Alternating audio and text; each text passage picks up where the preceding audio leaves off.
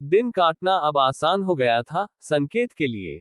दिन भर माँ से बातें करता रहता, कभी दोस्तों के बारे में, कभी रिश्तेदारों के विषय में। नमस्कार दोस्तों, स्वागत है एक बार फिर से हमारे चैनल अनटोल्ड स्टोरी में। दोस्तों, अजकी की ये दिल दहला देने वाली कहानी चुड़ैल का रास्ता का तीसरा पार्ट है। तो चलिए शुरू करते हैं आज की कहानी। बेटा, तुमको सिन्हा अंकल याद है? अरे वही तो लेमरेटा पर आते थे नीले से रंग की, माँ ने कहा। हाँ माँ, याद आ गए, समोसे लेकर आते थे हमेशा। तो क्या हुआ, अचानक सिन्हा अंकल क्यों याद आ गए आपको? संकेत का सवाल साफ था। बेटा, कल वो गुजर गए, माँ बोली। क्या? कैसे? संकेत भौचक्का रह गया। पता नहीं, सब अचानक ही हो गया। बोलते हैं कि तंत्र मंत्र, भूत चुड़ैल का चक्कर था कोई। अब सच्चाई तो ऊपर वाला ही जाने। संकेत को फिर से उस रात की घटना याद आने लगी थी। माँ, उस लड़की का क्या हुआ था? संकेत ने सवाल किया। कौन सी लड़की? माँ का जवाब की जगह सवाल आया।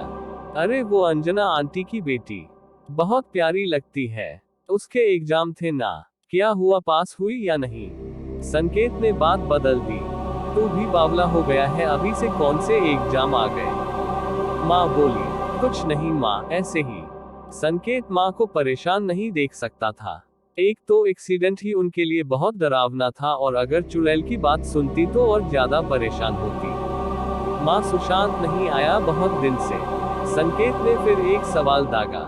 बेटा वो तो। माँ चुप हो गई। क्या हुआ माँ, सुशांत ठीक तो है ना? नहीं बेटा, पता नहीं क्यों नस काट ली अपनी, कुछ बताता भी नहीं है। नौकरी पर भी नहीं जा रहा आजकल। इधर तेरा एक्सीडेंट, उधर उसका सुसाइड अटेम्प्ट, कुछ समझ ही नहीं आ रहा। छुपाने का इरादा नहीं था, सोचा था जिस दिन तू पूछेगा बता दूंगी, कहकर माँ रोने लगी। वो है कहाँ? संकेत ने पूछा। बगल के वार्ड में, बहुत खून बहा था बेचारे का। सबने पूछने की बहुत कोशिश की पर किसी को कुछ बताता ही नहीं है। तुम दोनों पर भोले बाबा जाने क्या मुसीबत आ पड़ी है, माँ बोले जा रही थी। इसका साफ मतलब है कि श्राप खत्म नहीं, अब शुरू हुआ है, और इसका सामना मुझे और सुशांत को साथ मिलकर करना होगा। संकेत ने खुद से बुदबुदाया और माँ की गोद में सर रखकर लेट गया।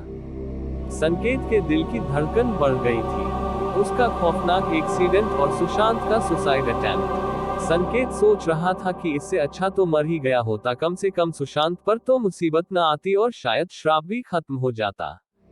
सोचते हुए संकेत को घड़ी का ख्याल आया। देखता तो रोज था, पर कभी ध्यान नहीं दिया कि घड़ी उस पहली होश वाली रात के बाद अपनी जगह से गायब थी। आखिर वो घड़ी गई तो गई कहाँ? माँ, वो घड़ी कहाँ गई? संकेत ने माँ से पूछा। कौन सी घड़ी बेटा? माँ ने वापस सवाल दाग दिया। अरे वही जो मेरे होश में आने तक वहां लगी थी, संकेत बोला। अच्छा वो घड़ी, वो तो मैंने ही हटा के भीतर डाल दी। क्या है ना बेटा, घड़ी खराब हो गई थी, और खराब घड़ी देखना अशुभ भी होता है। एक तो तेरी तबीयत ठीक नहीं, ऊपर से अपशगुन होता तो। बोलते बोलते माँ चुप हो गई। क्या माँ, आज के समय में अंध? आधा शब्द बोलकर संकेत भी चुप हो गया। भूत चुड़ैल भी तो अंधविश्वास ही होते थे संकेत की नजर में, पर आज उसे इन ताकतों पर पूरा यकीन था। औघड़ का वो कथन कि वो आएगी, उसके कानों में गूंजा करता था। माँ, जरा वो घड़ी तो निकालना, संकेत ने अगले दिन की सुबह माँ को बोला। क्या करेगा उस घड़ी का? माँ ने पूछा। तुम लाओ तो, संकेत बोला। माँ अलमारी में से वो बंद घड़ी निकाल के लाए और संकेत के हाथ पर रख दी। घड़ी ठीक उसी 12:12 पर बंद थी। बैटरी भी लगी थी। संकेत ने बैटरी निकाल के रिमोट में डाली और टीवी की तरफ करके पावर बटन दबाया। टीवी चालू हो गया था। सेल भी ठीक काम कर रहे हैं, तो घड़ी आखिर इस 12:12 पर क्यों रुकी पड़ी है? संकेत ऊहापोह से जूझ रहा था। माँ, मुझे सुशांत से मिलना है, संकेत अचानक से माँ से बोला। मिल लेना बेटा, अभी वो भी कुछ ठीक हालात में है नहीं, माँ बोली। ठीक हालात में नहीं है मतलब? संकेत ने सवाल किया।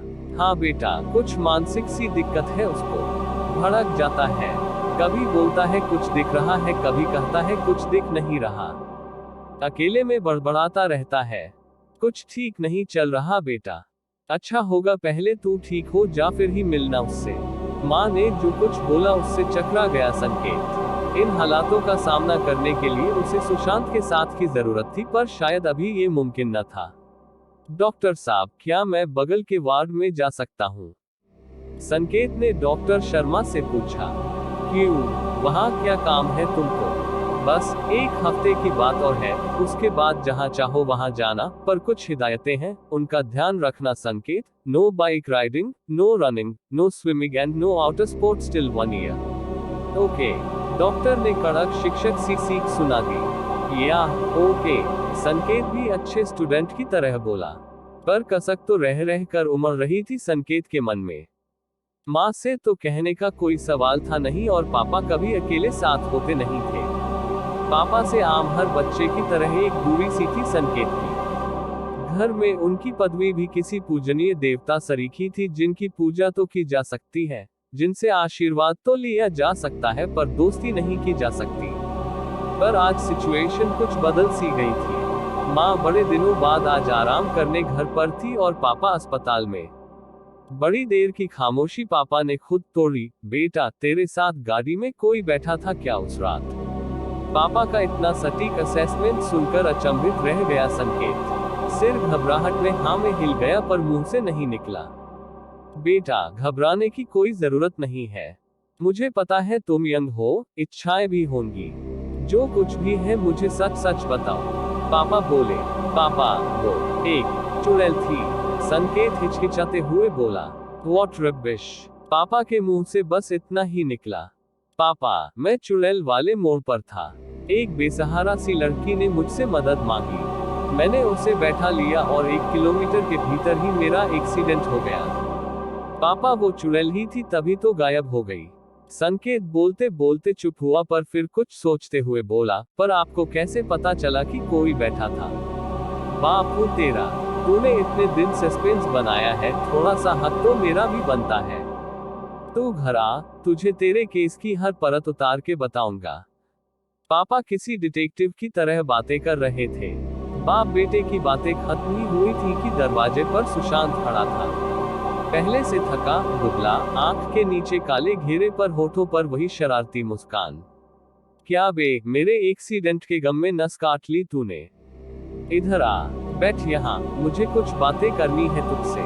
संकेत सुशांत को देखते ही बोला, और सुशांत चुपचाप सिरहाने पड़ी बेंच पर बैठ गया। तुम लोग बात करो, मैं जरा हवा लेकर आया। पापा भौंक गए थे कि संकेत सुशांत से कुछ पर्सनल बातें करना चाहता है। पापा के जाते ही संकेत तैश से बोला, अबे ऐसा क्या हो गया तेरे साथ कि सुसाइड अटेम्प्ट कर डाला तूने? बात क्या है मुझे तो बता। वो मुझे छोड़ गई, हमेशा के लिए। सुशांत इतना बोल फफक के रो पड़ा। कौन छोड़ गई? तू पहेली मत बुझा, पूरी बात बता, संकेत ने सुशांत से पूछा। रश्मि नाम था उसका, लास्ट ईयर मिली थी मुझसे कार्निवल के दौरान। बस मुलाकातें बढ़ी, बातें हुई और हम प्यार कर बैठे। मासूम सी उसकी मुस्कुराहट और समझदारी वाली बातें। मैं उसके प्यार में घिरता ही चला गया। पर पिछले 2 महीनों से उसका कुछ पता नहीं है। मैं नहीं रह सकता उसके बिना संकेत, प्लीज मेरी रश्मि को ढूंढ दो। प्लीज मेरी रश्मि। और सुशांत बिलख बिलख कर रोने लगा। अब कहानी में एक नई कैरेक्टर भी थी रश्मि, पर यह कौन थी और कहां थी, यह जानना भी संकेत के लिए बहुत जरूरी हो गया था। दोस्तों, आज की कहानी यही समाप्त होती है, आगे की कहानी अगले पार्ट में। दोस्तों, कहानी अच्छी लगी तो चैनल को सब्सक्राइब जरूर करें। धन्यवाद।